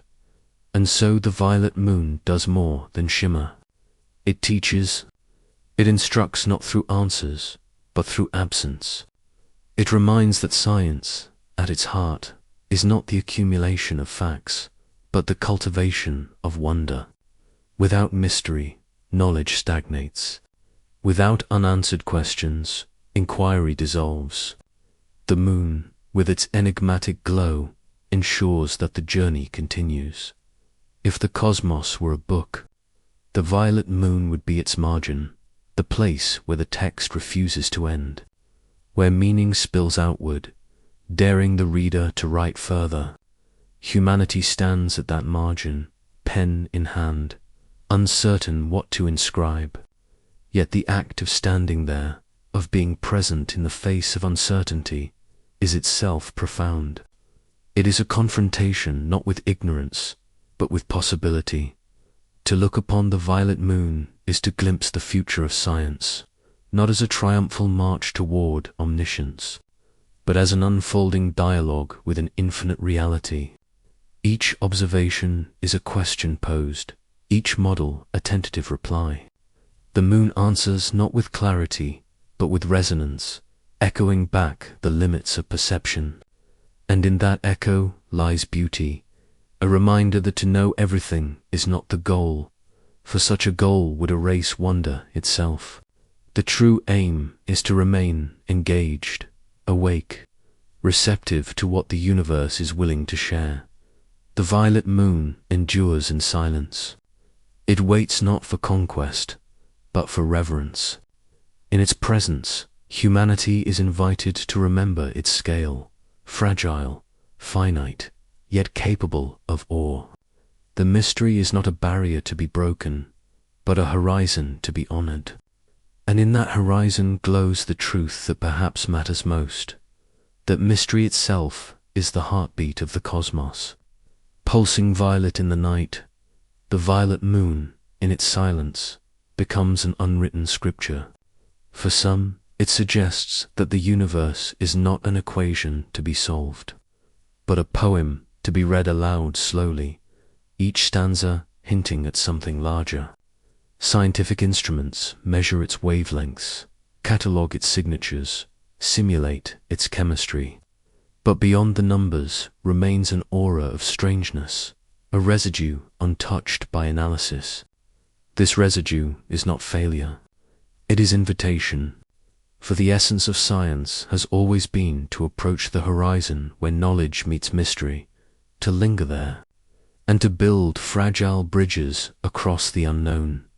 History shows that every great mystery once seemed impenetrable. Lightning, once divine fire, became electricity. The stars, once thought eternal, became burning furnaces of nuclear fusion. Yet in each case, the explanation did not erase wonder. It deepened it. To know that the night sky is filled not with pinholes, but with suns billions of years old, is not to diminish its beauty, but to expand it beyond comprehension. The violet moon may one day follow this path, its hues traced back to rare silicates, to quantum effects in crystal lattice, to radiation sculpting the bonds of surface molecules. But even then, even when its color is charted on graphs and confirmed in laboratories, its mystery will not vanish. For the act of knowing will open still deeper questions. Why here? Why this world and not another? What confluence of forces shaped such improbable chemistry? In this way, the violet moon becomes a parable of humility. Human beings, standing on a fragile planet, often dream of mastery, of bending nature to will, of cataloging every force and element, of becoming, in some sense, cosmic engineers. Yet here is a reminder that the cosmos resists such neatness. A single moon, modest in size, orbiting a distant world, can stand against centuries of progress and whisper, "Not yet." The human relationship with mystery has always been paradoxical. On one hand, the unknown terrifies. It has inspired myths of monsters in the seas, gods in the sky, omens in comets and eclipses. On the other hand, the unknown nourishes. Without it, there would be no voyages across oceans, no telescopes, no mathematics probing infinities. The violet moon embodies this paradox, a source of both unease and inspiration, unsettling in its defiance of categorization, yet exhilarating in the possibilities it awakens. One can imagine future explorers, astronauts stepping onto its surface, brushing dust from their gloves, watching the horizon glow faintly violet beneath the stars. They may carry drills and spectrometers, sensors and rovers, but they will also carry something less tangible, the weight of all those who looked before, who wondered, who recorded hints of violet with quills and ink centuries ago. Their footsteps will not erase that history. Instead, each step will echo with it. Science does not abolish myth. It transforms it, reframes it, layers it into new forms. The violet moon will always be mythic, even as it becomes mapped in high resolution. There is also the question of projection. Humanity does not encounter the universe passively. It projects onto it hopes, fears, and meanings. To some, the violet moon may suggest life, a sign of hidden biology. To others, it may suggest death, a scar of radiation, a warning of instability. To poets, it may become a symbol of longing. To physicists, a boundary condition in equations. In truth, it may be none of these, yet the act of projection itself is telling. It reveals that in searching the skies, humanity is always also searching itself. Perhaps this is why the violet moon feels so haunting, because it embodies the tension between what is out there and what is within. Its color is both a physical fact, photons scattering, wavelengths absorbed and reflected, and a psychological phenomenon shaped by perception, memory, and cultural resonance. Violet is rare in nature. Few plants, minerals, or skies display it prominently. To see it in the heavens is to feel estrangement, to sense something both familiar and alien at once. The moon becomes a threshold object, bridging the scientific and the symbolic, the measurable and the ineffable. The deeper science probes, the more apparent the fragility of certainty. Instruments can err, atmospheres can distort, data can mislead. Yet even when the violet glow is confirmed across independent sources, across time and technology, the meaning remains unsettled. What does it signify that a moon glows violet? Is it simply chemistry under strange conditions? Or is it a signpost of processes not yet conceived? For every answer reached, a dozen more ripple outward, and in that ripple lies the essence of wonder, not resolution, but expansion. As humanity looks outward, it also looks inward. The violet moon becomes a lens through which to ask timeless questions. What does it mean to know? What does it mean to not know? Is mystery a temporary gap waiting to be filled, or is it a permanent condition of existence? The universe seems to suggest the latter. With every frontier crossed, another arises. The telescope that reveals galaxies also reveals dark matter. The particle accelerator that uncovers quarks also uncovers uncertainty. Knowledge is not a ladder with a top, but a horizon that recedes as one approaches. In this sense, the violet moon is not merely an object of study. It is a teacher. It demonstrates that the pursuit of science is not about closure, but about openness. To live in a universe where a moon glows violet is to live in a universe that resists finality.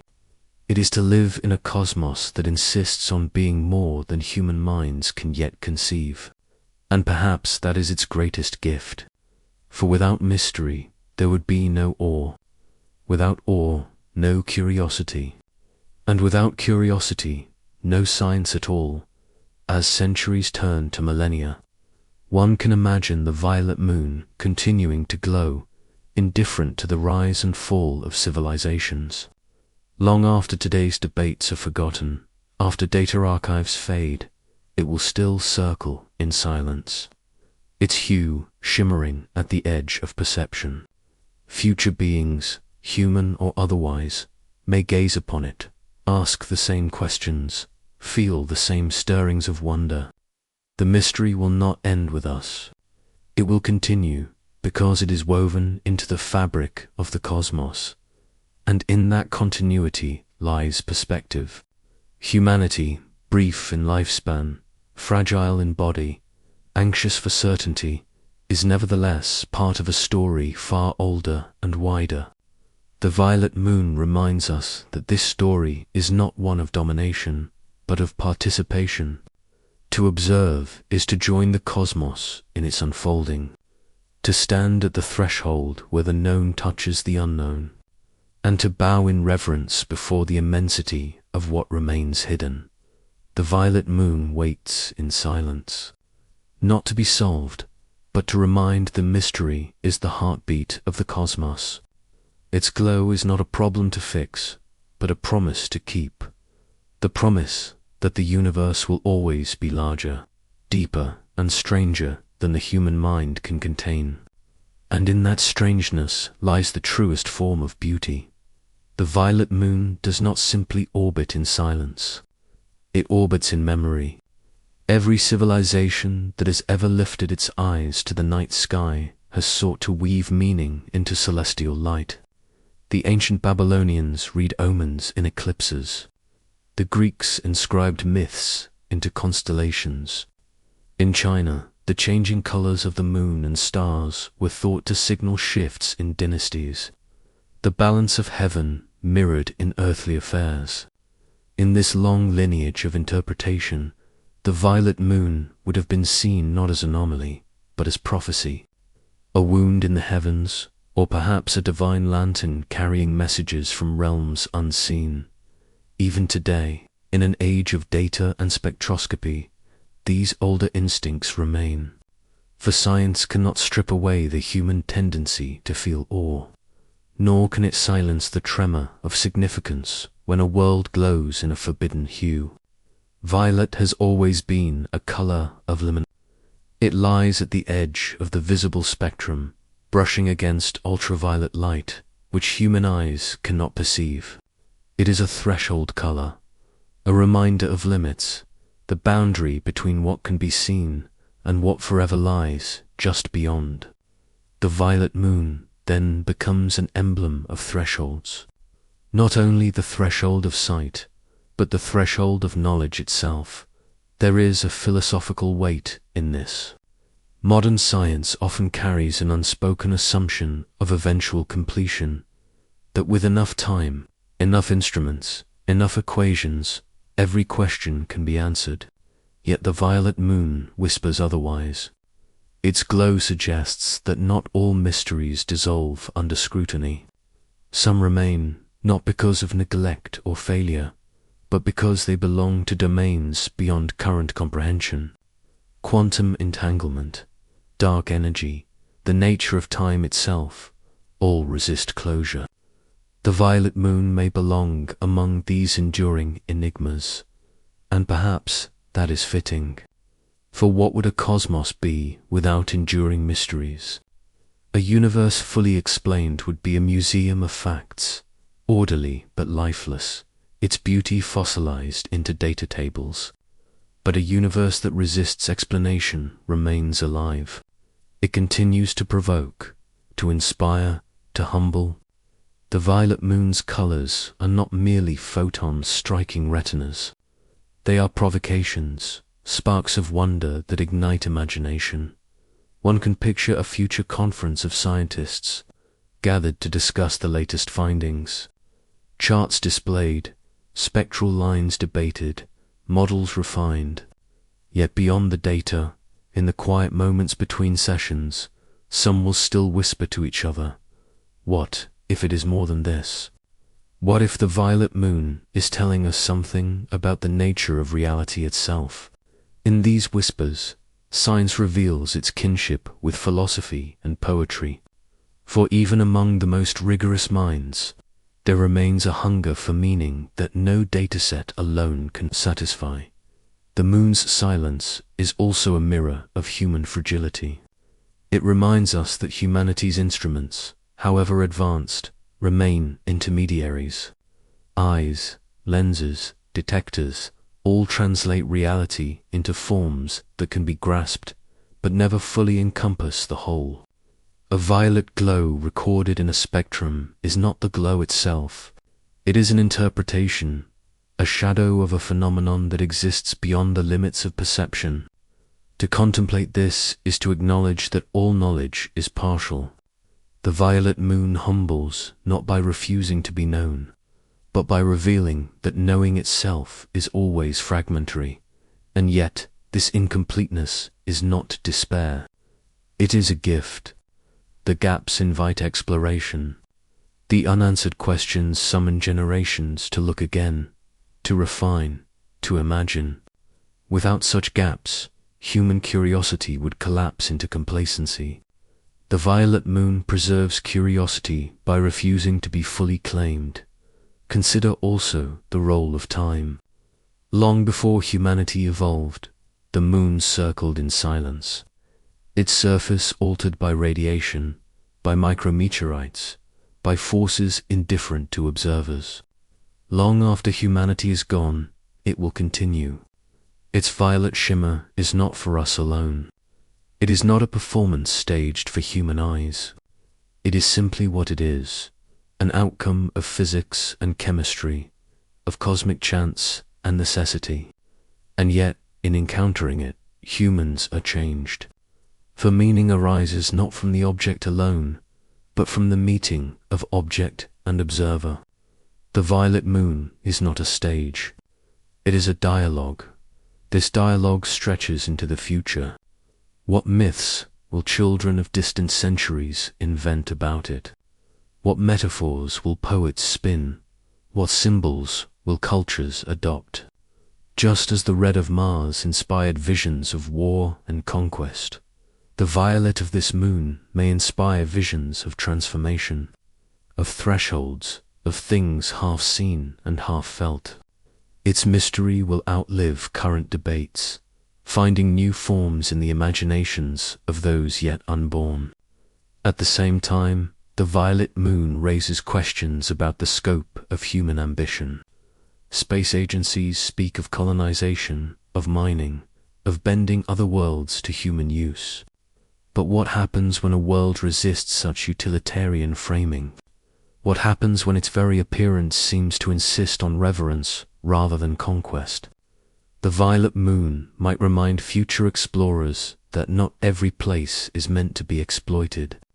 Some are meant to be contemplated, preserved, encountered in humility rather than possession. The violet glow, then, becomes a moral teacher. It suggests that the cosmos is not simply a resource, but a relationship. To approach the universe with greed is to miss its deeper offering, not wealth, but wisdom. To gaze upon the violet moon is to learn patience, restraint, reverence.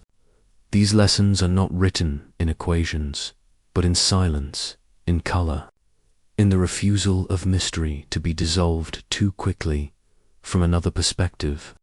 The violet moon also confronts humanity with its finitude. If something as nearby as a moon can remain enigmatic, what hope is there of grasping the true immensity of galaxies, dark matter, or the quantum foam of space-time? And yet, this confrontation is liberating. To accept finitude is not to surrender curiosity, but to refine it. One does not need to solve everything to be in awe. Awe arises precisely because the whole cannot be solved. In this light, the violet moon becomes more than an object of study. It becomes a companion in the human journey, a reminder that mystery is not an obstacle but a presence, not an error but a guide. The violet moon does not withhold answers maliciously. It holds them in trust, offering glimpses but never closure, ensuring that wonder endures.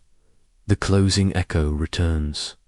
The violet moon waits in silence, not to be solved, but to remind that mystery is the heartbeat of the cosmos. In its glow lies a promise that the universe will never run out of questions, that human beings will never exhaust wonder, and that to live is not to conquer the unknown, but to dwell within it.